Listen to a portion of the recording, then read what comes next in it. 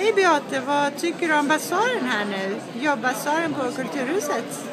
Jag tycker att basaren har varit och är väldigt spännande. Ett forum för många aktörer som på något sätt har med vår arbetsmarknad att göra. Och det har varit väldigt mycket människor, det har varit positiv energi även om det berör den här ganska stora tuffa frågan som handlar om arbetslöshet. Det har varit ett bra arrangemang, generösa värdar och värdinnor som ser till att vi mår bra. Det har varit många arbetssökande som också mellan raderna visar frustration över situationen de befinner sig i. Det kan smärta lite tycker jag. Det är ett bra arrangemang som sagt